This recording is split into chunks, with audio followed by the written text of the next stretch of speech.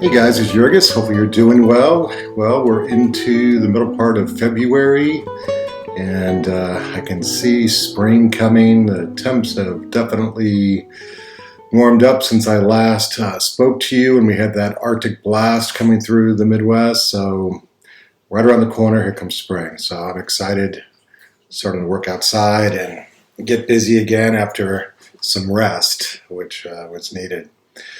Also, I've been having an opportunity to do a little bit of reading during this downtime, and my wife and I, Rachel, have spent many evenings in our part of our house, our snug we call it, where there's no TV, and it's just us sitting down with our animals and basically reading.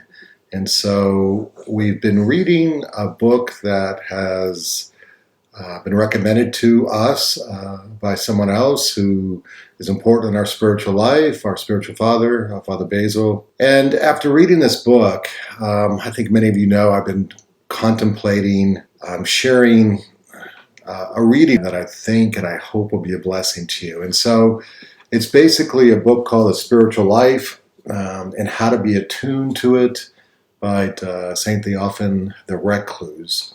Now, St.Theophan lived in the 19th century in Russia, and he lived and died the same century, 19th century. And latter part of his life, he became more concerned about his own spiritual preparedness for the end. Of course, he was highly educated. He attended a lot of the prominent universities. He taught in many of the prominent universities. He was very willing to correspond with people. And so this book is a translation of his letters. And so he wrote 80 letters to this woman in Moscow who had arrived in Moscow and during the 19th century, or a level of society in which appearance, in which fitting in which saying the right thing, doing the right thing, meeting the right people, participating was very important. And it's not that different in our society. Of course, you know, we're in the 21st century and we have a lot of different technological advances and things that we do, but we're still in a society in which we're all, while we're in this world, trying to seek acceptance and find our way and fit in and be comfortable. And as many of us know, as we go through this process, you know, we're constantly challenged within us, oftentimes, like, is this it? Is this the meaning? Is this the purpose of what the limited years I have on this earth is meant for me to do? Is this where I'll find true joy, is listening to others? And so I found that this was a very timely book that came across my spectrum, so to speak. And so I want to share this with you. Again, it's 80 letters, and I want to read 2 letters at a time. And I will do the heading in terms of St. Theophan, the Recluse, letters 1 and 2 of 80, so that you can find them easily in the future. And as you go through each section, feel free to leave comments below. Feel free to share it with people. I'm not quite sure in my mind how I'm going to release these. So if you're not subscribed to my channel, Orthodox Gardener, please do that. And I guess there's a bell somewhere where you're notified when I upload things. But going forward, I will be uploading this because I hope to get through this book no later than Pascha. And so again, that'll be 80 letters, approximately 40 videos. And what I want to do is basically try to limit myself to my comments. Lord help me with this.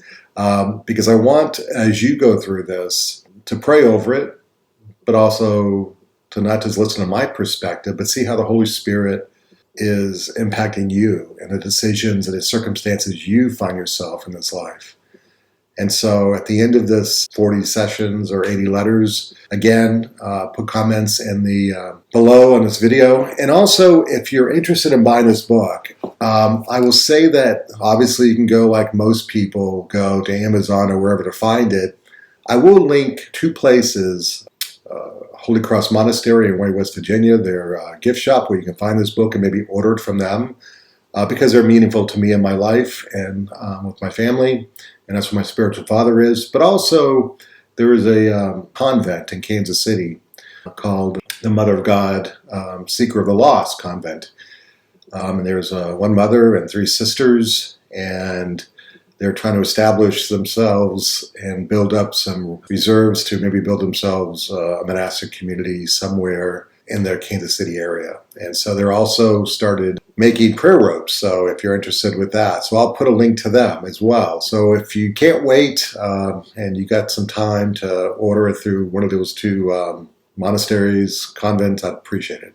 And so it starts off with this scene. Once in the middle of the dance floor at some annual ball, a young lady had a sudden glimpse of the immortality of her soul. And as this vision flashed upon her inward eye, she was struck with the thought that all this swirling around the dance floor was utterly futile. Amazed and disturbed, she wrote to the Recluse, "Is this normal, or is it a morbid hindrance to a desire for a happy life in the world?" The answer to her question evoked a correspondence which resulted in these 80 letters.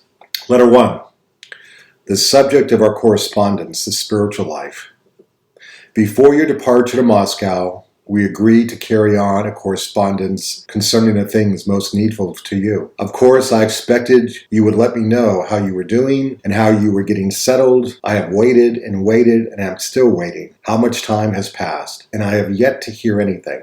Has something happened? Are you in good health? May the Mother of God keep you. Perhaps your intentions have changed. Anything is possible. That is why I am writing now, so that if this is the case, and you are concerned this correspondence would be some sort of burden on me, that you put that thought out of your head. Writing to you about these things would not be a burden for me at all.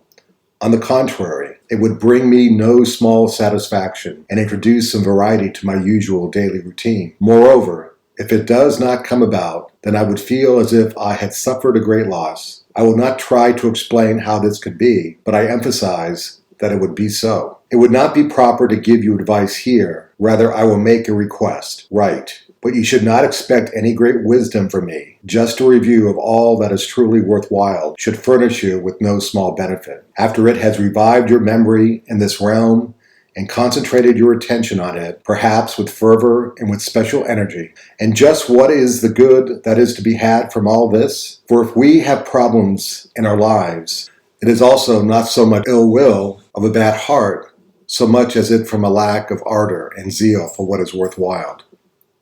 Write me. Letter 2. Vanity of worldly life. I got caught up in speculating as to what could have happened. And it turns out that your grandmother was a little sick. Well, grandmother, there is a victorious word.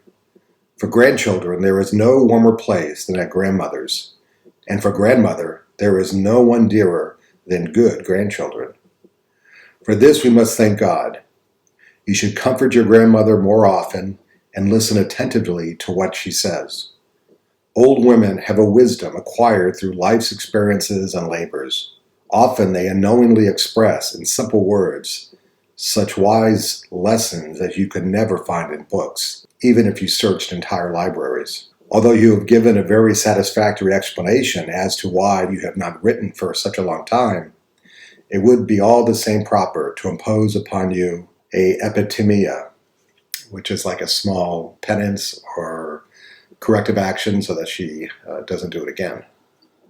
Small though it may be, with a view to correction. I think, however, that perhaps you would be better disposed to correction if I thanked you for writing and for what you wrote. And so I thank you. You promised to be open. Good. Openness is the most important thing in correspondence. Otherwise, there would be no reason to even begin.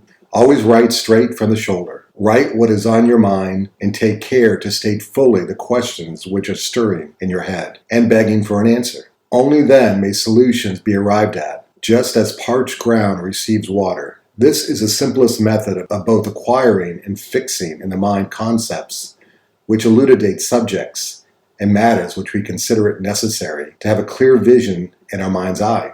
What would be the use if I were to write to you one thing and your mind was occupied with something else? It would be empty words, as if two people were having a conversation with their backs turned to each other, and each person was discussing what was in front of his own eyes. It seems we have already established that we will not concern ourselves with abstraction or draw up plans and theories. Instead, our conversation will be on life's everyday occurrences, and so we will proceed step by step. You write that you were dazzled, you say. For almost 2 days, I have been making the usual social rounds here.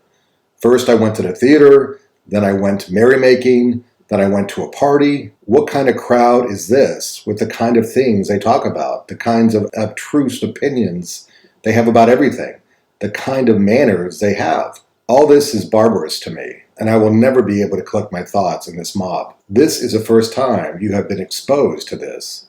You will get used to it. The impression you have received after your quiet and simple family life in the village is entirely in the order of things. That is where your judgment was formed as to what is true and false in life. Although I am not exactly sure just what it is that has lodged itself in your mind from the past, it is also possible that, while on the surface there seems to be disapproval of such things, deeper down there is sympathy for them and a desire to repeat them.